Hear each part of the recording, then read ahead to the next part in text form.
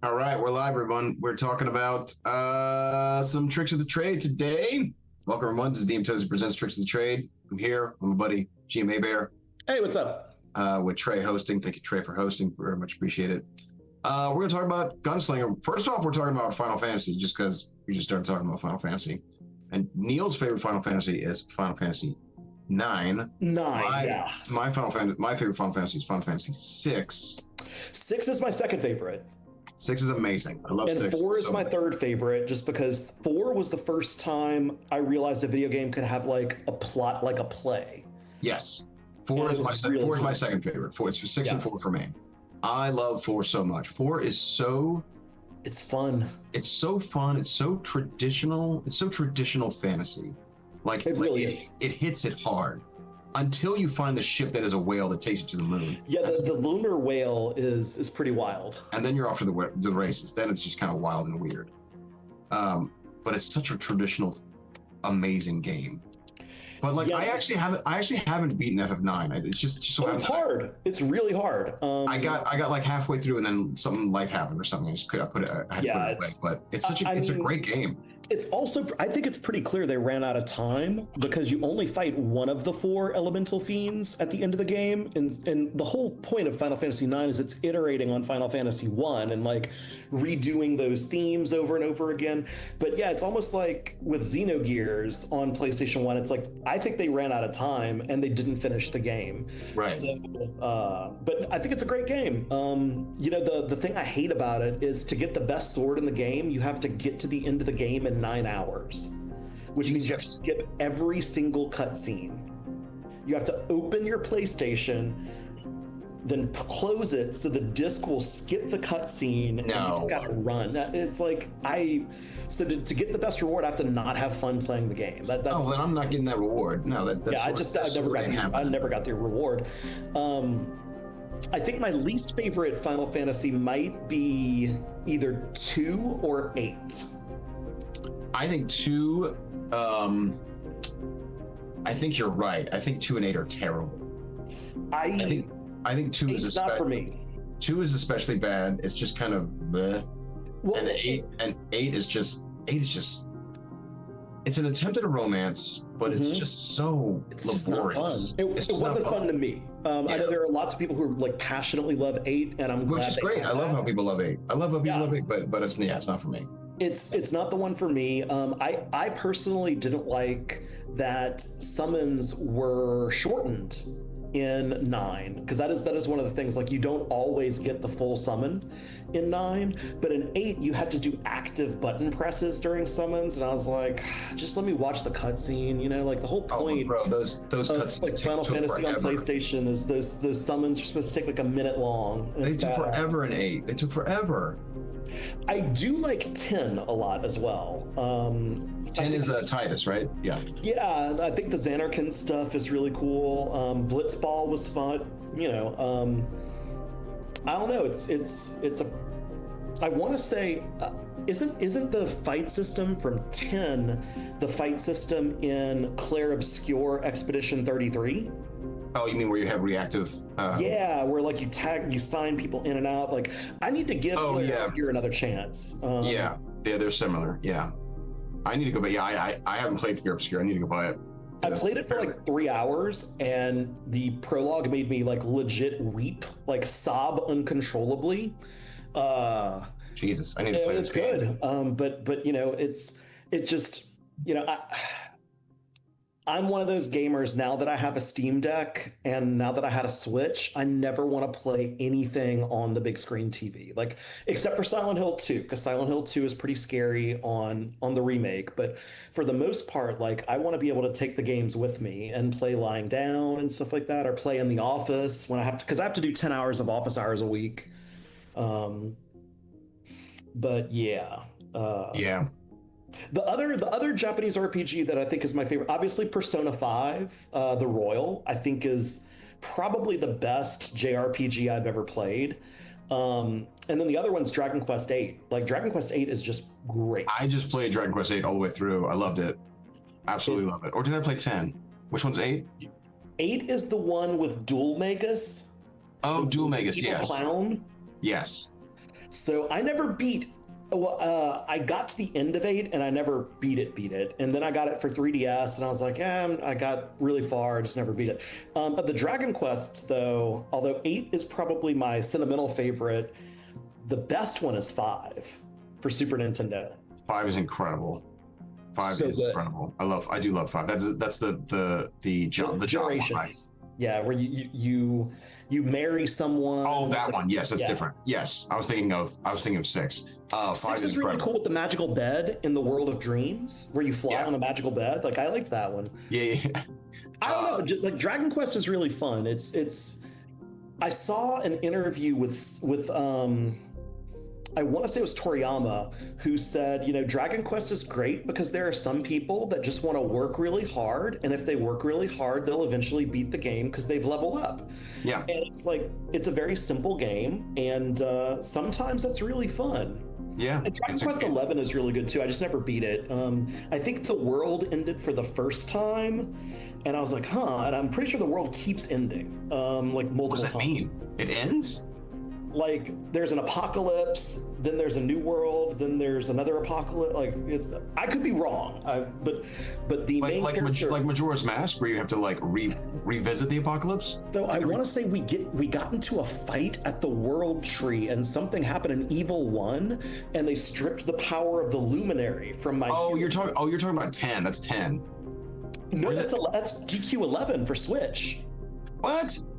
Yeah, DQ11 is for Switch, and it's also for PlayStation. I really liked 11. I just eventually got sick of it because it was like, it's a long game. Oh, you're right. You're totally right. No, my favorite is DQ11. I love DQ11. Oh, I mean, it's really, really, really, really. Oh, no, my favorite is DQ8. It is 8. Sorry. Yeah, but I don't like the ending of DQ11. I think it gets. I never beat DQ11 because it's too long. It does some timey-wimey stuff, and it's not great.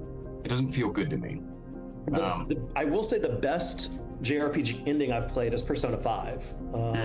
Persona 5 The Royal is like, because I got it for Switch, and once it was out for Switch, it was just like wonderful. I beat it right before we moved out to Ruston for my professor job. So yeah. I need to play it. Before we start talking about Valda Spire of Secrets, I've been reading a new game. Oh wait, one second. The Mothership. Trey's telling me, do we need to play? Do we need to play FF9? You shouldn't play FF9. Here's our path, Trey, because we play video games on Saturdays sometimes. We're gonna beat BG3, and then Divinity when it comes out. And that might be too long. When Divinity comes out, we're playing it no mods, no reading about it. We're just playing it. Just playing it blind? Playing it blind, cool. Co-op. Me and Trey, we're going to play Divinity when it comes out. That's what we're playing. That's really cool. That game looks awesome. So, I've been reading Mothership, the science fiction RPG that kind of emulates Alien and all those 80s sci-fi movies. And I sent you and Trey some pictures of the layout. It is the best laid out game I've ever seen. That's and really cool. Instead of game books, it's written in punk zines that are like half the size of an 8.5 by 11. And there's the player's survival guide is the zine that players need. I'm in the middle of reading through the GM's guide, and actually the GM's guide doesn't really have a lot of rules because this is an old school type RPG. It's based on like older D&D in terms of the rulings, not rules kind of vibe. Well, the GM's guide has almost no rules. All the rules are in the player's guide. The GM's guide is like, here is how to GM a game. Here's how to make a dungeon. Here's how to create a theme. This is how you should think about monsters. This is how you should think about, role playing. And it's just exceptional advice. Like one of the big bits of advice that I thought was really cool, and it's something that I need to remember as a GM, is that it is always better to remind your players of a fact they are forgetting than punish them for not taking good enough notes. Yeah. Because, ultimately, everyone is playing the same game, and the GM will always have asymmetrical knowledge of the game world compared to the Yeah. players. And so there's always a disconnect between what the GM's imagining and what the players are imagining. So it's important for GMs to make sure that players remember all the important things. Yes. Because it's better to give them enough information to make a decision in the fictional world than punish them for not remembering stuff. Which I thought that was excellent advice. The other advice is in Mothership, if you're rolling the dice, things have already gotten wrong. Because your dice isn't like, you don't need to roll dice to open a door. You don't need to roll dice to like do. Oh yeah, you roll dice when shit hits the fan. You only roll dice. If you're rolling dice, it is the equivalent of how your skills are, how good you are on the worst day of your life, facing down certain death. Yes. And the game is very specific. Like if you're a Marine, and because there are 4 character classes in Mothership: Marines, androids, space truckers, and scientists, and they're each good at different things. But when you miss your combat roll, it doesn't mean you don't deal your damage. It means something else might go wrong. Like you fire your rifles and it goes through the the hull of the ship, so oxygen is starting to leak out. Wonderful. Or when you shoot the monster, you also your gun misfires, so you deal your damage, but your gun isn't going to work. Yeah. And the other big thing is every monster is a boss. No matter how big or small, they say think of every monster as the boss monster of the game. And there's an entire book called Unconfirmed Reports. And it's just some of the creepiest art I've ever seen for different, do you remember the SPC stuff where Yes. all of the monsters are based on SPC files, and you get SPC kind of files that you can send the players. So there's it's really cool. So I'm gonna be texting you because I will be starting a short Mothership campaign before we do Stone Top. So can you please read for me? There might be a lot to it, but my favorite SCP is the eel. Okay? Let me look it up real quick, and I'll just pull it up. It's like SCP 2001 or something like that. It's got a really big number, maybe 1002 or something. But SCP, the large eel under 3000, also known as Anantashesha, is a colossal serpentine entity. Indian Ocean. Yeah. All right. Yeah. I pulled it up. I will read it during office hours tomorrow. The cool thing about that, and it actually ties It's the Midgard serpent, isn't it? It's a Midgard serpent. It's an enormous eel underneath the Indian Ocean. And it is unbelievably big, like miles long, coiled up. But they tie it in with the rest of the SCP stuff because this creature has an effect. It exudes this kind of chemical that makes you forget things. So they have to go fuck with this thing in order to get their Men in Black juice to oh, that's cool, to stick into people. So they have to deal with this thing. The problem is, once you get close to it, you start to forget who you are, and then you start to become obsessed with it. Okay. I'll read it tomorrow. I'm very excited. Summer session is almost over, so I'm almost done with my summer classes. A student just emailed me and was like, "Hey, so I went on a cruise and I didn't do any of the work for your class." And I'm like, "Well, the semester ends Monday." And that's a semester of work you missed. So you're failed, yeah. So I gotta add a line to my syllabus now for futures. If you go on vacation, that is not an excused absence. You do not get to make up work. It's pretty crazy. But I do want us at some point to go through a just to show people what Mothership layout looks like. Okay. Because I will say, I think it's going to be fun, and I also like that it's a game where you can buy the player's guide for $12. Yeah. And you don't have to spend $60 on a PHB if you want a hard copy. Basically, you go to Tuesday Night Games. I think you send them $12. They send you the zine, and you get the free PDF as well, so you can download it forever. But Yeah, it's really impressive layout. There's also a mega dungeon called Gradient Descent that's Blade Runner the dungeon. So as you go through the dungeon, you start to believe you are one of the replicant androids.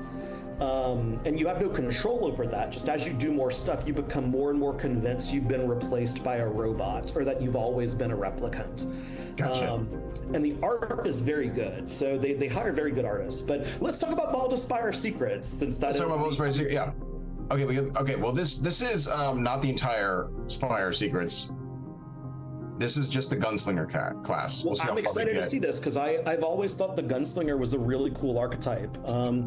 I know in 4th edition, I was always hoping there would be, because in 4th edition, for people that don't remember, because it is the least well-loved edition of D&D, it is my favorite edition of D&D, but each of the classes has a different role in combat. And, there was never different classes had different power sources. So there was sorcerers and wizards were arcane and bards. If you were a priest, you were divine. Well, warriors, rogues, and rangers were martial, and warlords were the martial healers, but there wasn't a martial controller, which is a debuffer. And I always feel like a gunslinger class or a monster hunter class would be ideal for debuffing enemies the way a wizard does, but without spells. Because I gotta say, as a player, I like it when I can either buff the party or debuff the monsters. I find that very fun. Yeah. Let's see what it is. Let's see what the subclasses have to offer. Okay.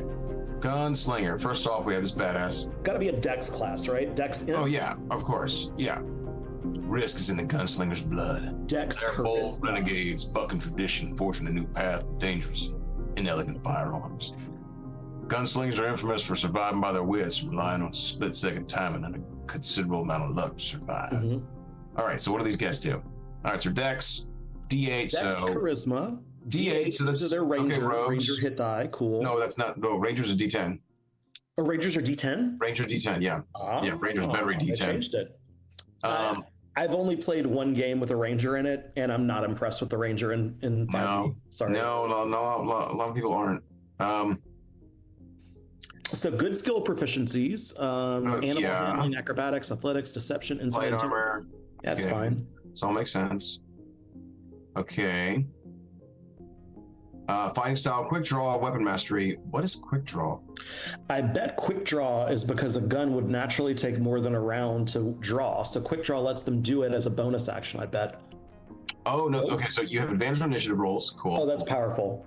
You can draw or store 2 weapons that lack a 2-handed weapon property that you would normally be able to draw or store only 1. Okay, so you draw 2 weapons. Cool. They have advantage initiative rolls. Again, that's good. Really powerful. It's good. I guess it's just the combats that I run, initiative just isn't that important. Okay. Well, I would say it'd be important for a gunslinger if they're like a striker class where they're dealing mass damage, because that's the high damage classes. The faster they go, the better it is for the party because you're eliminating enemies. Sometimes, but if you got high HP targets, right? Then it's not so good. Then you just need the controller. Then you need your wizard to go first. Yeah. Okay. Let's see. Okay. Weapon mastery. Blah, blah, blah, blah. You get weapon mastery, cool. Critical shot. You score crit 19 or 20. So this is it's feeling like a fighter right now. Okay. Mm-hmm. Risk dice. Okay. Here's your expendable. D8s. Okay. You perform maneuvers. Very battle master right now. Okay. Mm-hmm. Subclasses. You get extra attack. Gut shot. Good shot. The projectile lodges in the target for 1 minute until the target placement is dislodged. Speed is halved as disadvantage on attack rolls. Ooh, nasty. That's really good. Nasty. That's cool. Okay, evasion. Okay, so you get some rogue stuff. Fight a rogue. Okay. Overkill's pretty good. When you do this, doesn't add your ability. You add your ability modifier nonetheless. Okay. So you're because I'd assume your gun probably you wouldn't add bonus damage from Dex to the bullets because it's propulsion, right? Is that? No. This is basically saying your offhand weapon adds your ability mod. Oh. So your on-hand weapon will always does. So like boom, boom, boom, boom. I'm imagining the gunslinger with like a shotgun. No, this is saying dual-handed two-handed or dual Okay. dual weapon gunslingers get to add their offhand damage. So like Wild West gunslingers, not like sharpshooters, marksmen. They're instead just boom, boom, boom, boom. Okay. Oh, but it does say if you already add your modifier to the damage roll, the target takes a D8 extra D8 damage to the weapon's type. All right, you're doing more damage. Oh, note that weapons that have the firearm property don't add your ability modifier to damage roll. Oh, it does say that. Yeah. What? Well, because it's gunpowder. Is that my Benny? I got a sick kitty cat wanting some pets. Mr. I Benny. didn't know this. Is this a thing in the game that firearms don't add your ability mod? I bet it's a thing in Valda's Spire of Secrets that their firearms don't. I guess. Well, They're probably like, that's a balance. That balances it out. it might. Well, it might because the damage dice might be crazy high. We'll see. Well, and that works for guns because you can graze just as often as you critical.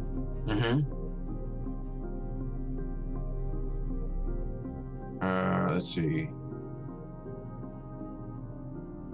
Huh. So, bite the bullet. As a bonus action, you can expend a risk die To gain temporary hit points. Okay, so bite the bullet. All right, that's kind of cool. Blind fire. You can take a bonus action, expend one risk die to gain blind sight. 30. Whoa, dude. Whoa. Narratively, how does that work? You just close your eyes and you go like, I Oh, guess. so you're like the blind swordsman, but the blind gunslinger. Yeah, you smoke the you sniff the smoke from your gun. You go, I could just feel them all around me. And you shoot. Dodge roll. You can spend one risk die as a bonus action, move up to 15 feet and reload any ranged weapon you're holding. Interesting. Okay, I do like dodge roll. That's kind of cool. Like, Oh, you're literally like doing a video game dodge roll. Cool. Okay. yeah.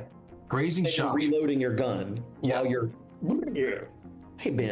When you miss with a ranged attack roll using a weapon, you can spend one risk die, no action required, to deal damage to that creature equal to a roll of your die. Oh, the D8, right, because it's a risk die plus your Dex mod. The grazing shot might be better than the damage roll. Yeah. This damage is the same type down below the weapon. The damage can be increased only by increasing the ability mod. Okay.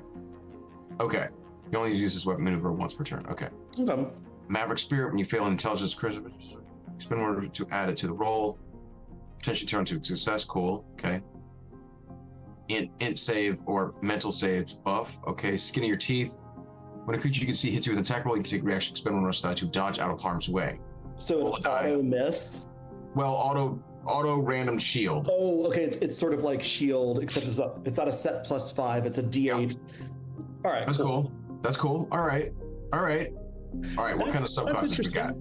We got 6 subclasses. Damn. That's a lot. Trey, So the Deadeye's the marksman, because that's what I was imagining the gunslinger was. My dad was a military marksman, so I was like imagining someone like my dad, just like a hunter. Yeah. Who never misses. When we play BG3, Tim plays a gunslinger, so I don't remember what. I think he's a trick shot. I think he is a trick shot because he's ricocheting stuff. Yeah. And that is in BG3. Is that a mod? That is a mod. Yes, we're playing a mod. We're playing a 5.5 mod on BG3. Okay, cool. Which I recommend, but I mean, I also don't recommend because the mod also there's a lot of bugs in the game. But it is really cool. It is really cool being able to dodge because that's a mod they added. Or that's just a feature you can dodge. You can. It's just a lot of 5.5 stuff. It's great.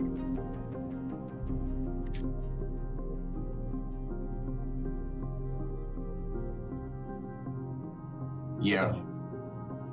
Deadeye. So some of those, by the way, some of those described subclasses are kind of cool. Like High Roller for your Gambler, Secret Agent for your James Bond, Spell Slinger if you want to dabble in spellcraft, Trick Shot, and then White Hat, the Sheriff. Paladin. And you know, one of my favorite HBO series is Deadwood. So like I'm a big fan of West. So let's see what this Deadeye dude does. Okay, let's see what the Deadeye does. Okay, level 3. Okay, we'll just go. Honestly, we'll stop at the level 6 because that's really what you want. Once per turn, when you miss with a ranged attack roll, expend one risk die and add to the attack roll, potentially causing the attack to miss. Cool. Extra accuracy. Sharpshooter stance, train fire from a prone position. Okay. Ooh.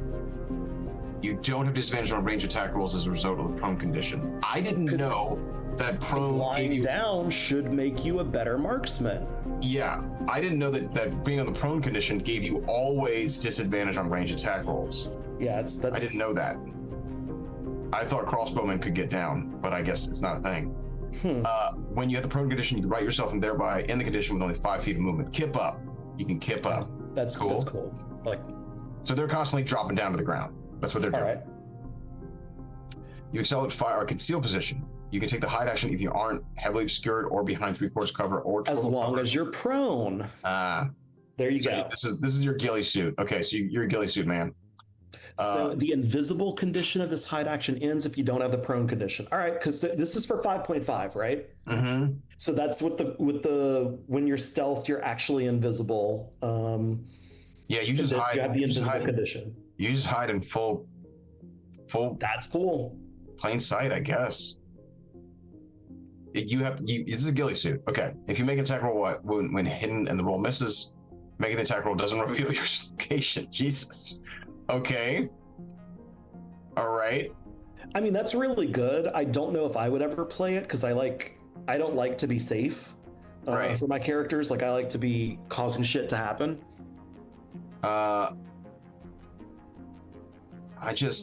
Is this hiding in plain sight? Feels like it. It feels like it, but they're saying like camouflage and sniper's nest, which makes you feel like you need to be away from this. But can you just go in the middle of the OK Corral and just drop down to the fucking like sandy belly? And then you're invisible. And then you're just invisible? I mean, that's how I would try to do it. Now, obviously, that would not survive an intelligent DM being like, "That's ridiculous. That's an unintended consequence." But I'm like, rules is written. You disappear, man. Yeah. And with Sniper's Nest. Can't see me. Well, with Sniper's Nest, if you make the attack roll while hidden and the roll hits, I guess it does reveal where you are. Mm-hmm. But then you just take the hide action again. But it does take you an action to use a hide action because you're not a rogue. So that's different. Okay. You do need an action to hide. Unless you take 3 levels of rogue. Look at focus shot, level 14. That's ridiculous. When you take the attack action, you can choose to make only 1 range attack roll using a weapon to make a focus shot. You advantage on the attack roll, and on a hit, score a critical hit. It's pretty good. That's pretty good. That's really good. I just want to crit once around. Wow. Yep. Wow. I mean, that is what a marksman does. So it feels like a Deadeye. It does thematically fit the concept of the class. It might be too powerful, but whatever.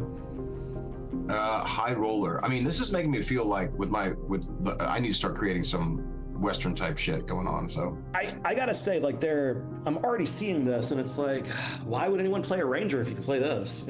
It's sort of like with Grim Hollow. Like, why would anyone play a ranger if you can play a monster hunter? Yeah, no doubt. Okay, high roller, poker face, proficiency gaming sets, deception, insight, or perception. Cool. Liar's dice maneuver. You make a damage roll. You can spend a wrist die. Okay. Declare it to be a hidden roll. Roll damage in secret and declare any total you wish. The GM has an option to call your bluff. Oh my god. That's kind of cool. The GM calls your bluff, you lie, the damage you deal is halved. Wow. The GM calls you bluff, you told the truth, the damage you deal is doubled. I like that a lot. Amazing. I like that a lot. The GM doesn't call your bluff, use the total damage you declared, even if you rolled a different total. Wow. Yeah. I mean, this is the type of shit that, like, on paper, it makes me cringe, because I'm like, because what it does, it sets up a, it's adversarial. It's an adversarial relationship now between me and the player. But in a fun way. But this one's a fun one. So this one's kind of fun. And I always have the option to be like, to just don't call their bluff, but I feel like I should have to. I feel like to play with it, I need to call their bluff every now and then, right? Well, if you know the player, like for me, I would constantly lie. Yeah. So chiming in from the back room.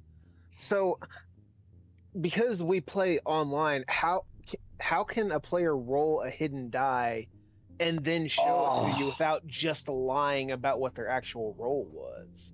Oh, right. Yeah, it's gonna be tough. That's a good one for in person then. What they could do is do a hidden roll with another player. Okay. Or you know, well, I mean, I guess we could just do our rolls in Twitch chat and tell you not to look at the Twitch chat. I guess you could do that. It's tough. It's real tough. I wish there was a box you could roll in that I could reveal, like sort of like a sorry bubble. Yeah. Like you roll in your own little box, your own little bubble, and then I can click and reveal on it.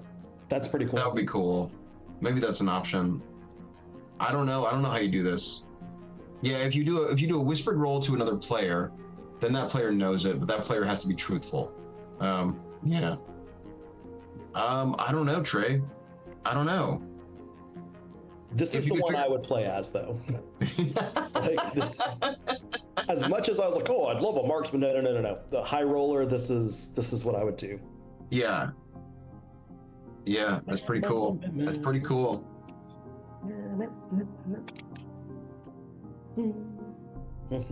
I mean, what you could do is just lie before you roll the dice. Do you know what I mean? I think you got to do a whispered roll on roll 20. Who do you whisper it to? Another player. Another player. And the player, like, they have to give their word that they will be honest. Yes. Okay. Because it's not fun if they're not. That's the best way you gotta do it. That's the way you gotta do it. Okay, risky business. Once per turn, when you make an attack roll against an enemy and the roll doesn't have disadvantage, you can choose to make the roll with disadvantage. When you do, you regain one unexpended risk die. That's kind of cool. That is cool. That's really cool. You're just kind of like shooting. You're like spinning 2 times. You're getting too fancy. You're like, I gotta get some risk. Yeah. That's really cool. Risk taker. You use your Maverick Spirit and skin your teeth maneuvers without expending a risk die. When you do so, roll a d6 instead of a risk die. Oh, that's kind of neat. What's risky business? Okay, yeah, we already saw that. Risk taker. Double or nothing. When you score a critical hit using a ranged weapon, you can gamble for a higher result. If the roll is 10 or higher, okay, that's 55%. Roll all the attack's damage dice 4 times and add them together instead of only 2 times as normal for a critical hit. If the roll is 9 or lower, you would always do this.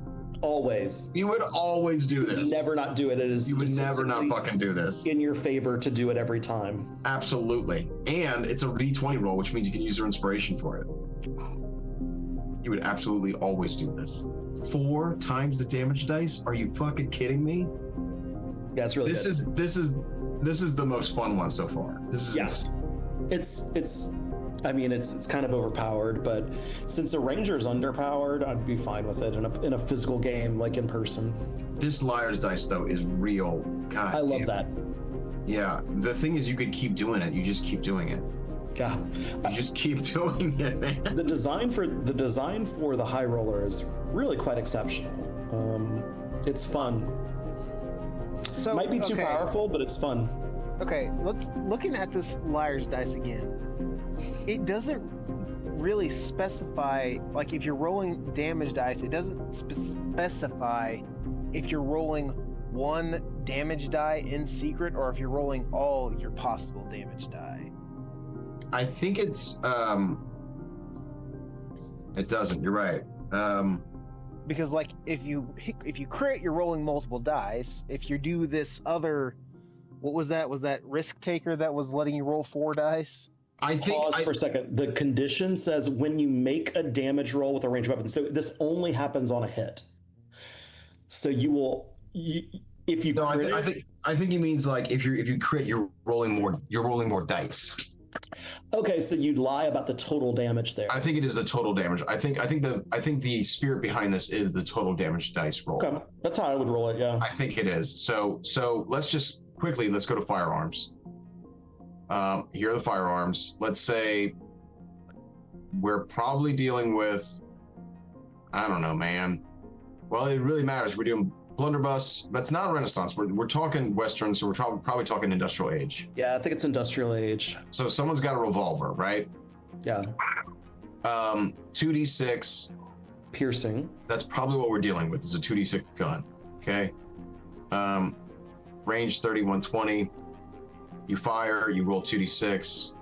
You go back to the gunslinger subclass, high roller.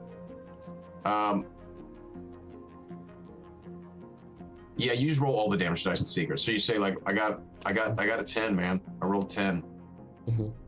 Which is such a weird thing to lie about, because like your average is going to be a 6.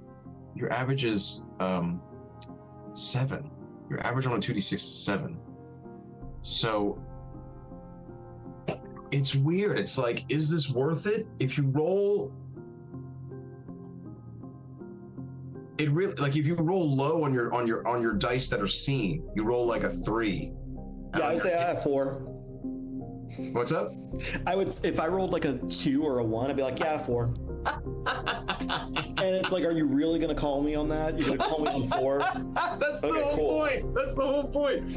Right. There's probably a number. There's a number. It's got to be like a plus. There's an over under on it, right? Like you claim it's a probably 3 or 4 above the number rolled. That's probably where you want to go. Just so the GM's like, I don't even want to deal with you. Like, fine. Yeah. Take your extra plus 2.5 damage that you deal with all your dice. That's probably what it is. And every now and then you roll a 7 dice and you'll be like, I got 12. I got 12. I don't know what to tell you. You can call it? You can call it? You want to call it? Because I'll turn it up to 24 real quick.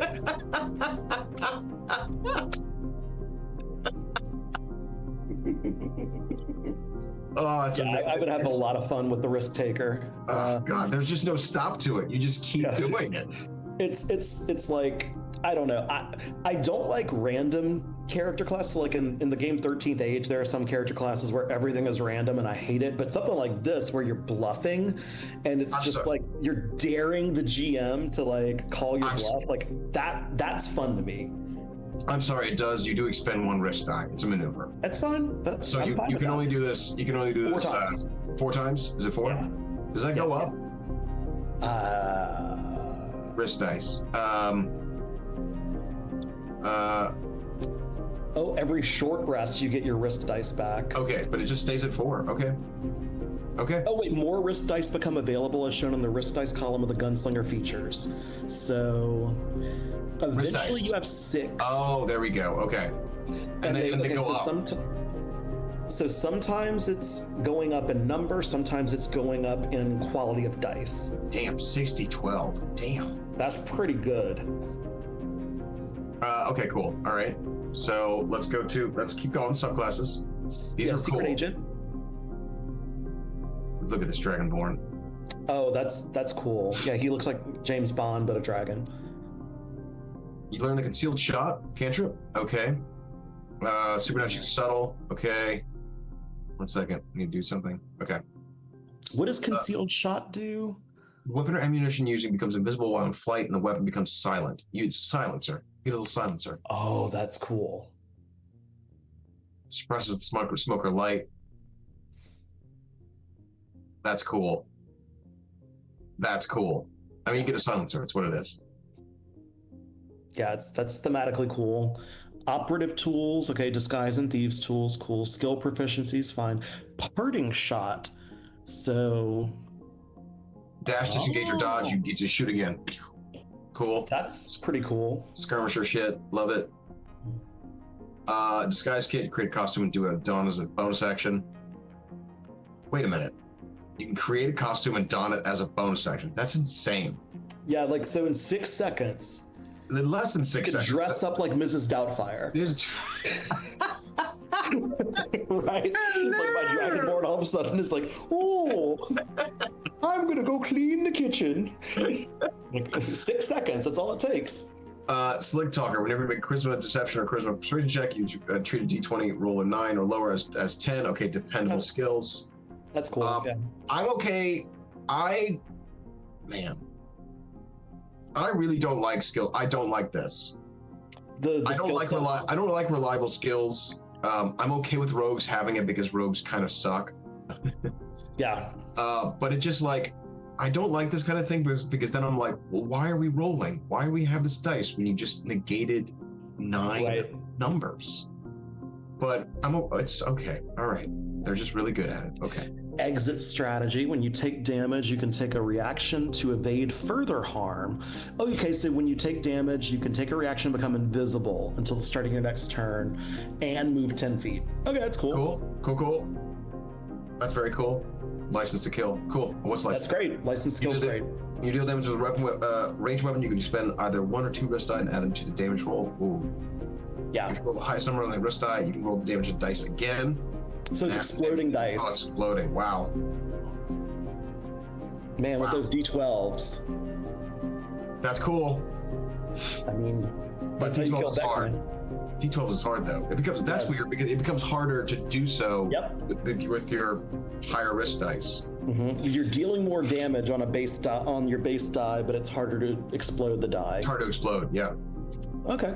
Spell Slinger. That looks like a tiefling. Yep. All right, he's got cantrips. Okay. Okay, so you get some spells. Okay.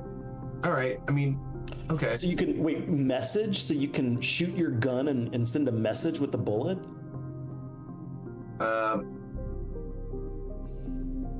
Yeah, I guess so. Okay. Kind of cool.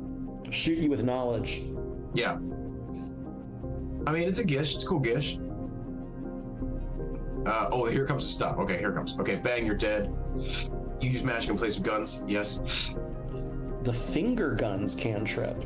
So finger guns is a new cantrip. You cast a bonus action, your fingers become guns, and as an action, magic action, you go pew pew. That's lame. I'm imagining it in my head. That's lame. Like, it's very silly, but it's very strong. I use it on my bard in BG3 because it is one of the best cantrips now. It's kind of broken. So because it's 2d6 force damage. You're doing a great sword damage with this cantrip. True. So okay, question. Valda's is a third-party supplement, right? It is not Wizards? No, it is Wizards. No. Yeah. Right? Oh, this is a base class? Oh, I think. Google it. Yeah, figure out where we are. I mean, it's part of the I think it is. Yeah. It is from Mage Hand Press. So you can buy it on the Wizards site, but it is a third-party supplement. I normally don't allow this, but we'll see. That's a problem because I can't. I mean, you allow the Monster Hunter from Grim Hollow, but the people that design Grim Hollow also work for D&D, so it's a little bit. Like if I go into my characters, 1 second. I go to Brock's, and I go to home. I normally allow expanded rules. So that this would fall under expanded rules. Yeah, check your partnered content, see if there's anything, what all you have enabled. Let's see, choose partners. Mage and Press. Yep. Yeah. So you could like deselect this, like yeah. Because when I run Dungeons of Drakkenheim, I limit the third-party partnered content. When I do Grim Hollow, I limit it as well. So yeah. Okay. All right, let's go back. Okay, Spell Slinger. Let's just see what you got. Bang, you're dead. Finger guns. Cool. Ooh, you get Arcane Shot. You can just add to finger guns. Strong. That's strong. Done. When you take the attack action in turn, you can replace one of the attacks with the casting of one of your wizard cantrips that has a casting time of an action. Whoa. Bro. So you're like, you get extra attack, so you shoot, and then you can cast Fireball? I think so. Okay. I'm not feeling this one. I mean, I kind of am. I kind of like it. I do like that that you can do counter mage stuff. Oh, wow. Wow, that's cool. Abjuration Breaker. Yeah. You temporarily disrupt protective magic affecting the target.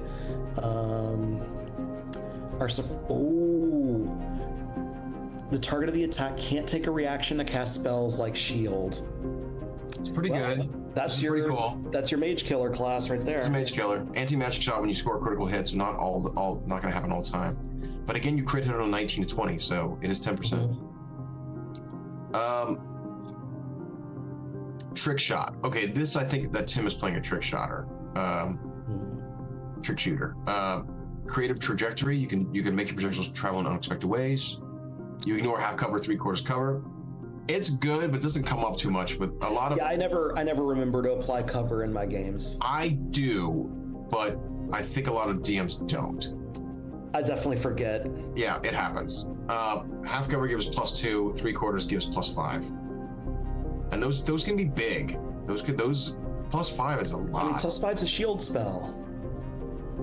It's a lot. That's a lot. It came up a lot tonight during today's game because people were underwater, and I rule as underwater being 3/4 cover if they're just underwater.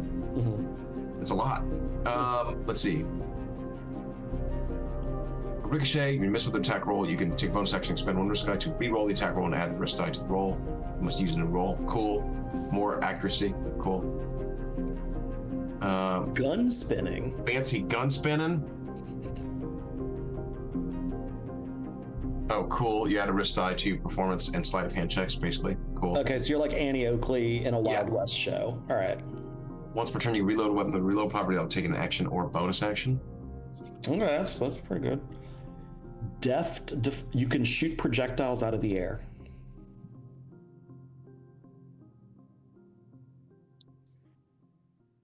Reload. Okay, reload takes a action or a bonus action. Okay, so reloading things takes actions now. Reloading guns. For guns, that's cool. I mean, they better do like more that. damage. Not adding your modifier and having to reload them really sucks. You better have a lot of guns. Yeah. Okay, depth deflection. Okay. Take a reaction, expend one risk die to grant that ally the benefit of skinnier teeth, which gives you. Don't you roll skinnier teeth. Dodge out of harm's way. It's basically shield. Yeah, it's shield, but a randomized shield. Okay. Pinball shot. You deflect the projectile and add additional targets. Okay, so you're just paying them around. Cool. Okay. Cool. Okay, white hat. What is the? So it's got to be the sheriff. What does the sheriff do? Some gunslingers live by a code and expect others to do the same. Lay down the law. Okay. Oh, this is like a buffing gunslinger. So it's like, you got some paladin type abilities. Oh, and if they get hit, you can shoot. You can take a reaction to help them out. Cool. That's cool. Very cool. Steely-eyed aura. Okay, 10-foot emanation. Cool. Saving throws. Okay. Cool. Reach with skies. It gives you advantage on saving throws to end the frightened condition. In the fright condition. Okay, not all saving throws. All right, I was niche. like, whoa, that's it's ridiculous. Niche. It's good. Let's see. But against like a dragon, that'd be really good. It's niche. Like, it's not going to happen all the time, but frightened does come up sometimes. Let's see. When you score critical hits, a creature you call for the target surrender instead of launching a projectile into it. Wisdom saving throw, or have the frightened incapacitated. Wow. That's really good. That's good. But it ends early if the creature takes any damage. Well, it's a crit, so it only happens on a crit. It only happens on a crit. Once per turn. Okay, long run law. Once per turn, you hit a target with a ranged weapon. You can hobble a target. Can't move its next turn unless it first takes disengage action. Cool. Gold Star Hero. Okay.